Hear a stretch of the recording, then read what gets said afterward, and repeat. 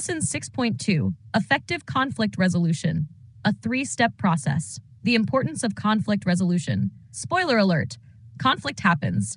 Even in the best relationships, you're bound to disagree over something, whether it's who forgot to unload the dishwasher or why one of you insists on wearing socks to bed. Seriously, why? But here's the good news. How you handle conflict can either bring you closer or make you feel like you're living in a never-ending episode of Survivor Couples Edition. Mastering conflict resolution is key to keeping the peace and strengthening your bond. In this lesson, we'll walk you through a 3-step process for tackling disagreements without the drama, flying accusations, or emotional hangovers. Step 1. Stay calm and regulate your emotions. First things first, stay cool. When you're both seeing red, the chances of saying something regrettable skyrocket. And let's face it, nobody wants to apologize for calling their partner a laundry saboteur. Keeping your emotions in check helps you think clearly and approach the conversation with a level head. Take a break if needed. If you feel like you're about to blow your top, hit pause. Tell your partner, I just need a minute to cool off, and come back when you're ready to talk like grown-ups instead of emotional volcanoes. Practice deep breathing. It's not just for yoga class. Deep breathing really helps. Before you unleash your feelings, take a few slow breaths to dial down the frustration. Think of it as hitting the reset button before things go off the rails. Avoid blame. It's super tempting to start pointing fingers, but trust us. Blame just cranks up the heat. Instead of saying, you never listened to me, try, I'm feeling really unheard right now. See the difference? Less fire, more understanding. Step 2, use I statements to express your feelings. Time to talk it out, but here's the trick. Use I statements.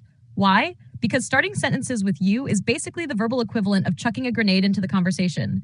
I statements help you own your feelings without making your partner feel like they've been dragged to the stand in a courtroom. Examples of I statements. I feel hurt when. I need more help with. I get frustrated when. See how this keeps the focus on how you feel rather than making it a blame game? It opens up the floor for empathy and understanding instead of putting your partner on the defensive. Step 3.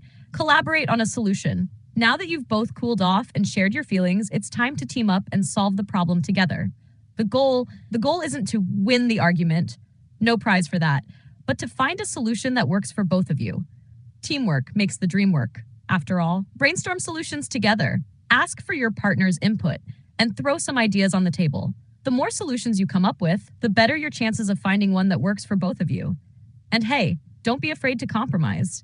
It's not about winning, it's about harmony.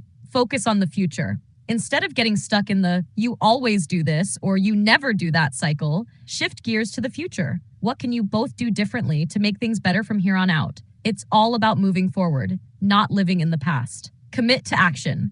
You've brainstormed, you've found a solution. Now it's time to actually do something about it. Whether it's agreeing to check in more often or creating a new habit, committing to action builds trust and shows you're both invested in making things work. Reflection exercise. Think about your last argument or a disagreement and ask yourself, how do you typically handle conflict? Are you calm and collected or more of a let's get loud type? Could you use more I versus statements instead of jumping straight into accusation mode? How can you tackle conflicts as a team rather than as opponents in a boxing match?